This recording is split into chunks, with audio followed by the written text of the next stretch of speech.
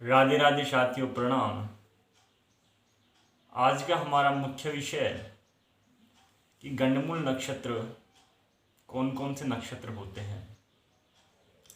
इन नक्षत्रों से व्यक्ति के जीवन में क्या प्रभाव पड़ते हैं, क्या दुष्परिणाम मिलते हैं एवं क्या शुभ प्रभाव पड़ते हैं। मूल नक्षत्र में पैदा हुआ बच्चा अपने जीवन में क्या क्या राजकीय सम्मान, किस पद तक पहुंचता है एवं कौन कौन से कष्ट प्राप्त करता है। सर्वप्रथम मैं आपको बता दूं कि गंडमूल नक्षत्र कौन कौन से होते हैं। सर्वप्रथम अश्वनी, मघा, ज्येष्ठा, मूल, आश्लेषा और रेवती नक्षत्र, ये 6 नक्षत्र गंडमूल नक्षत्र होते हैं। मैं बात करूं कि इन नक्षत्रों से कौन से दुष्प्रभाव पड़ते हैं। जब बच्चा पैदा होता है तो सबसे प्रमुख जो बात होती है वो किस नक्षत्र में पैदा हुआ है, नक्षत्र के बाद वो किस चरण में पैदा हुआ है। चरण के हिसाब से ही मनुष्य का जीवन निर्भर रहता है, उसको क्या शुभ परिणाम मिलने वाले हैं, क्या कष्ट मिलने वाले। सर्वप्रथम मैं आपको अश्वनी नक्षत्र के प्रथम चरण के विषय में बताता हूं कि अगर कोई शिशु अश्वनी नक्षत्र के प्रथम चरण में पैदा होता है तो उसको क्या दुख भोगना पड़ता है।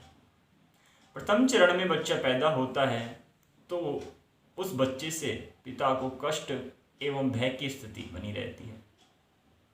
अश्वनी नक्षत्र के द्वितीय चरण में कोई शिशु पैदा होता है तो उसके परिवार में सुख एवं ऐश्वर्य की प्राप्ति होती है। अश्वनी नक्षत्र के तृतीय चरण में बच्चा पैदा होता है तो उसको सरकार से लाभ या पॉलिटिक्स में, राजनीति में कोई मंत्री पद की संभावना रहती है। अश्वनी नक्षत्र के चतुर्थ चरण में कोई शिशु पैदा होता है तो परिवार को राज सम्मान या जो बच्चा पैदा हुआ है उसको किसी न किसी प्रकार की प्रसिद्धि प्राप्त होती है। तत्पश्चात मघा नक्षत्र, अगर मघा नक्षत्र के प्रथम चरण में कोई बच्चा पैदा होता है तो उसकी माता को कष्ट प्राप्त होता है। द्वितीय चरण में कोई बच्चा पैदा होता है तो पिता को भय बना रहता है। तृतीय चरण में कोई बच्चा पैदा होता है तो परिवार में सुख समृद्धि आती है। मघा नक्षत्र के चतुर्थ चरण में कोई शिशु पैदा होता है तो धन एवं उस बच्चे को धन एवं विद्या की प्राप्ति होती है। विद्या में वो अग्रगण्य रहता है, अध्ययन के क्षेत्र में उसे हर तरफ से सफलता प्राप्त होती है। तत्पश्चात ज्येष्ठ नक्षत्र की हम बात करें, ज्येष्ठ नक्षत्र के प्रथम चरण में कोई शिशु पैदा होता है तो उसके बड़े भाई को कष्ट मिलता है। ज्येष्ठ नक्षत्र के द्वितीय चरण में कोई शिशु पैदा होता है तो उसके छोटे भाई को कष्ट मिलता है।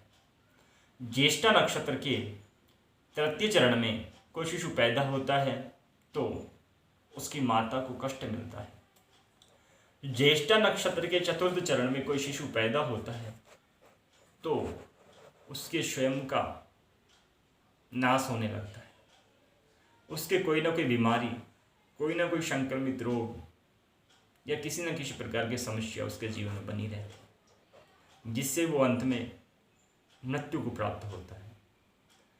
इसके पश्चात मूल नक्षत्र, मूल नक्षत्र के प्रथम चरण में कोई शिशु पैदा होता है तो उसके पिता को कष्ट मिलता है। द्वितीय चरण में पैदा होता है तो माता को कष्ट मिलता है। मूल नक्षत्र के तृतीय चरण में बच्चा पैदा होता है तो उसके धन का नाश होना प्रारंभ हो जाता है। अगर मूल नक्षत्र के चौथे चरण में शिशु पैदा होता है तो उसके घर में सुख शांति आती है। इस प्रकार आश्लेषा नक्षत्र के प्रथम चरण में कोई शिशु पैदा होता है तो उसके घर में सुख शांति आती है। अगर दूसरे चरण में, आश्लेषा नक्षत्र के दूसरे चरण में शिशु पैदा होता है तो धन का नाश होता है। अगर आश्लेषा नक्षत्र के तृतीय चरण में शिशु पैदा होता है तो माता को कष्ट मिलता है। आश्लेषा नक्षत्र के चतुर्थ चरण में बच्चा पैदा होता है तो पिता को कष्ट मिलता है। इसके पश्चात रेवती नक्षत्र, रेवती नक्षत्र के प्रथम चरण में कोई शिशु पैदा होता है तो उसको राजकीय सम्मान मिलता है। अगर दूसरे चरण में, रेवती नक्षत्र के दूसरे चरण में कोई शिशु पैदा होता है तो उसके माता पिता को कष्ट मिलता है। रेवती नक्षत्र के तृतीय चरण में कोई बच्चा पैदा होता है तो उसको धन एवं ऐश्वर्य की प्राप्ति होती है, मान सम्मान यश मिलता है उसको। रेवती नक्षत्र के चतुर्थ चरण में कोई शिशु पैदा होता है तो उसके जीवन में, उसके परिवार में अनेक प्रकार के कष्ट आने प्रारंभ हो जाते हैं। इस प्रकार गंडमूल नक्षत्र के किन चरणों से कौन से दुष्परिणाम मिलते हैं, आज हमने इस विषय पर चर्चा की। आगे का विषय नेक्स्ट वीडियो में। धन्यवाद, प्रणाम, राधे राधे।